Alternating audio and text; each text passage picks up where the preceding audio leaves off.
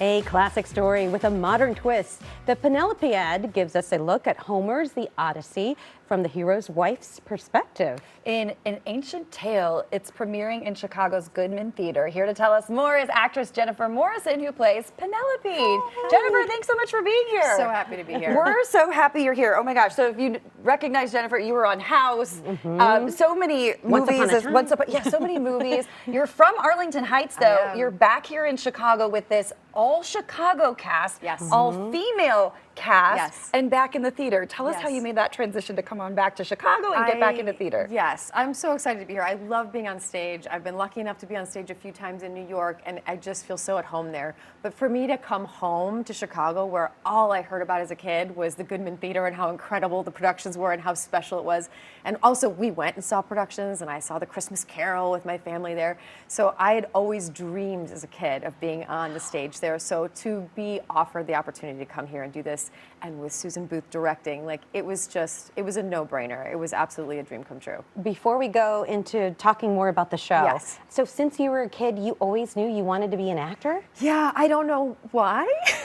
My mom said I came home from kindergarten one day and said, well, I'm an actor, why am I not in a play? And she was like, okay, you know, I mean. I guess I should sign her up for something, I don't know. And, you know, lucky for me, my parents are music teachers. They were, my dad was the band director at Prospect High School for 30 years, and my mom worked with him there, and she's, you know, taught clarinet lessons. And so anyway, they've been very involved with music, and so they were very supportive of me being able to dabble in the arts, and they went way out of their way to make sure that I had opportunities to do that. That is so cool. All right, let's talk about this show. It's kind of a remix of Homer's Odyssey. Yes. But in a very cool, different way with music, and tell us about it. Yeah, so the Penelopiad is very unexpected in the way that it presents. Margaret Atwood is incredible at using her wit and her humor in order to express really heavy subjects. So if you were to just read a synopsis of this, you might think, oh, this is really heavy. But actually, I would say like 85% of the play has a lot of humor infused in it. People are laughing through the whole night. And then there are some heavy moments. You know, you definitely have, you know, we earn those heavy moments, though. And it's presenting basically what it's like to be the wife of someone who's gone for 20 years and is expected to be this perfect, loyal wife waiting, and we actually get the perspective of everyone who is left at home.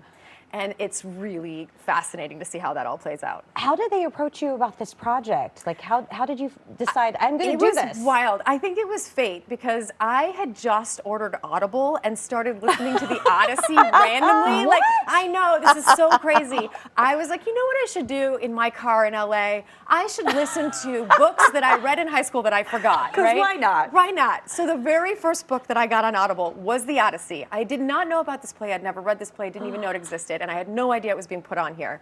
So I'm listening to The Odyssey in my car, and I get a call from my agent saying, we have this offer for you to do a play in Chicago, and it's a retelling of The Odyssey from Penelope, Odysseus' wife's perspective. And I was like, are you kidding me? This is crazy. Sign. Yeah, so there was something in the air for sure. And it fit in my schedule, which is so rare. It was just the right moment, the right time. I was so excited to come home. I was so excited to work at the Goodman. And I had no way to know then how much I would admire and respect Susan Booth and Joanne Hunter, who's the choreographer for this, and just their beautiful vision for this play. And again, like I said, the amount of joy and humor, there's music, there's dancing, we have girls climbing silks and doing almost like Cirque du Soleil moments in the show. So there's an incredible spectacle and beauty to what's going on, and at the same time, Margaret Atwood, as she does, has written something that really resonates and is very right now, even though it wasn't written right now. And I think that audiences are really walking away going, oh man, I can't believe the way she's kind of tapped into this universal element to things. And what a cool way to just bring some classic work back to a current generation that may not know or may not have. We were all saying, did we read? Yes. I know, and you don't need to have read it to see it, I should say. Good. That might take me a month. No. You don't need to have read it at all. Like, go to Audible, G. All the little bits of things you might need to know are in the retelling, and you can have never read it. You could just not even know who Homer is, and you could have never heard of Odysseus, and you're just fine seeing this play. For people watching that, are dreaming big and, living in Chicago and small towns surrounding Chicago, what do you think made it possible for you to have such a successful career? Man, it's so much of success is an element of luck for sure. And I know that I was lucky enough to have that luck.